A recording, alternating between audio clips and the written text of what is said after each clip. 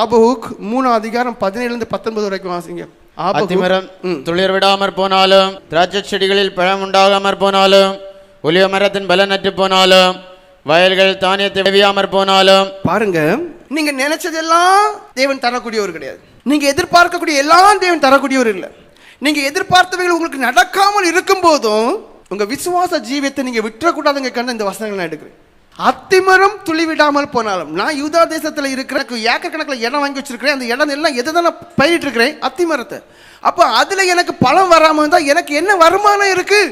எனக்கு ஏக்கர் கணக்கில் நான் வட்டிக்கு வாங்கி எப்படி வாங்கியாவது நான் ஏக்கர் கணக்கில் என்ன வச்சிருக்கேன்? திராட்சை செடி வச்சிருக்கிறேன். அதுல எனக்கு பழம் கிடைக்கல. சரி, நான் இருக்கக்கூடிய ரூபாயெல்லாம் சேர்த்து ஒலிய மர தோப்பு வாங்கி ஒலிய காய் கிடைக்கணும்னு பார்த்தேன், அங்க இல்ல. சரி, நான் 100 ஆடு வாங்கி அதுல வளரலான்னு பார்த்தேன், அங்கேயும் ஒன்னையும் காணல, எல்லாம் நோயினால இறந்து போச்சு. தொழுவத்துல நிறைய மாடு வாங்கி விட்டு பால் கரைக்கு நல்லா சம்பாத்தியம் பண்ணலான்னு பார்த்தேன், எல்லா விதத்துல எனக்கு அடி. நான் யாரு? விசுவாசி. நான் யாருக்கு பயந்து நடக்கிறேன்? தேவனுக்கு பயந்து நடக்கிறேன். ஆனா என்னோட நிஜ வாழ்க்கையில எனக்கு உலக பிரகாரமான ஆசீர்வாதம் இல்லை. திரும்பவும் சொல்றேன், இப்ப நீங்க எல்லாரும் விசுவாச ஜீவியத்தோட பின்வாங்கி போக காரணம் உலக பிரகாரமான ஆசீர்வாதம் உங்களுக்குள்ள குறையும் போது, வீட்டில் தடைபடும் போது நீங்கள் இயேசுவை விட்டு பின்வாங்கி போறீங்க. ஜெபத்தை அப்படியே விட்டுறீங்க, வேதம் படிக்கிறத அப்படியே விட்டுறீங்க. அப்படியே ஒரு பின்மாற்றமான மனுஷனாக ஆராதனைக்கு வர்றது கிடையாது, ஜெப வீட்டுக்கு வர்றது கிடையாது, தேவனை ஆராதனை கிடையாது. உலக ஆசீர்வாதம் அல்ல தேவன் நமக்கு வைத்திருக்கதான பங்கு. நீங்க உண்மையான விசுவாசிகளா? உண்மையிலே இயேசு விசுவாசிக்க விரும்புறீங்களா? உலக ஆசீர்வாதத்தை கணக்கிட்டு இயேசுவை பின் செல்லாதீர்கள். உலக ஆசீர்வாதத்தின் படி இயேசுவை பின் செல்லாத. நான் வணங்குற தேவன் யாருன்னு எனக்கு தெரியும். அவர் இவ்வுலகத்திற்குரியவர் அல்ல. இங்க பாருங்க, அத்திமரம் துளிர் விடாமல் போனாலும், திராட்சை செடிகளில் பழம் உண்டாகாமற் போனாலும், ஒலிவ மரத்தின் பலன் அற்று போனாலும், வயல்கள் தானியத்தை விளையாமற் போனாலும், கிடையில் ஆட்டு மந்தைகள் முதலற்று போனாலும், தொழுவத்திலே மாடு இல்லாமல் போனாலும். அப்போ ஒட்டுமொத்தம் என்ன? நான் விழுந்து விழுந்து ஜெபிக்கிறேன், பாவம் இல்லாத ஒரு வாழ்க்கைக்கு பிரயாசப்படுகிறேன், பரிசுத்தமாக வாழ என்னை காத்துக்கொள்கிறேன். ஆனால் உலக பிரகாரமான ஆசீர்வாதம் மட்டும் இல்லை. பின்வாங்கி போகாதுங்க. ஏன்? இவைகளெல்லாம் இல்லாமல் இருந்தாலும் அன்னைக்கு உள்ள தேவைக்கு உங்களையும் உங்க மனைவி உங்க பிள்ளைகளை தேவன் நடத்துவாரே. ஆனால் அதுல திருப்தி அடைந்து நெருக்கமான அந்த வழியில நீர் போதும் ஆண்டவரேன்னு சொல்லி பின்பற்றி பாருங்க. அதுதான் விசுவாச வாழ்க்கை. தொடர்ந்து வாசிங்க.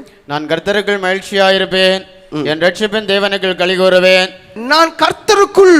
ஒருவேளை உலக பிரகாரமான காரியங்கள் எல்லாம் தடைபட்டு போகும்போதும் உள்ள ஒரு சந்தோஷம் தந்திருப்பார். போதும், இவைகள் போதும், சரி இருக்கட்டு, எல்லாம் தேவன் அறிவார், இன்னைக்கு நாளைக்கு நடக்கும். அந்த ஒரு கர்த்தருக்குள் மகிழ்ச்சியா இருப்பேன், என் ரட்சிப்பின் தேவனுக்குள் களி கூறுவேன். இதுதான் உண்மையான விசுவாச வாழ்க்கை. ஆண்டவர் சொன்னார், உலகம் கொடுக்க கூடாத சந்தோஷத்தை உங்களுக்கு கொடுக்கிறேன். அது என்ன சந்தோஷம்? அடிதான் கிடைச்சிச்சு. அப்போஸ்தலர்களை கூப்பிட்டு இயேசுவின் நாமத்தை கொடுத்து பிரசங்கிக்க கூடாதுன்னு அடித்தார்கள். இயேசுவின் நாமத்தினால எங்களுக்கு அடி கிடைக்கிறது சந்தோஷப்பட்டார்கள். பவுலும் சீலாவையும் வஸ்திரங்களை கிழித்து போட்டு சரீரத்தில் ரத்தம் வடிய வடிய அடித்தார்கள். தொழுமரம் இறுக்கி கெட்டும் போது அது உறுத்திட்டே இருக்கும், ஆனால் துதித்தார்கள்.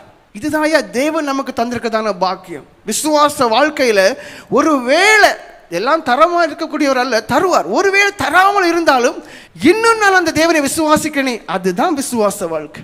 இனி வாசிங்க 19 வசனம். ஆண்டவராகிய கர்த்தர் என் பலன், அவர் என் கால்களை மான் கால்களை போலாக்கி. என்ன சொல்லப்பட்டிருக்கு பாருங்க, உலக பிரகாரமான ஆசீர்வாதங்கள் எல்லாமே உங்களை விட்டு எடுபட்டு போகும்போதும் ஒரு வார்த்தை தெளிவா சொல்லு, கர்த்தர் என் பலன். அதுதான் விசுவாச வாழ்க்கை, அதுதான் விசுவாச வாழ்க்கை, அதுதான் விசுவாச வாழ்க்கை. நீ கேட்ட காரியம் உனக்கு தராமல் இருக்கலாம், ஆனால் உன்னை சாகடிக்க மாட்டார். உன்னுடைய நெருக்கமான வாழ்க்கையா இருந்தாலும் தேவையானவர்களை தந்து வழி நடத்துவார். அதுல திருப்தி அடைஞ்சு வாழுறது தான் உண்மையான வாழ்க்கை.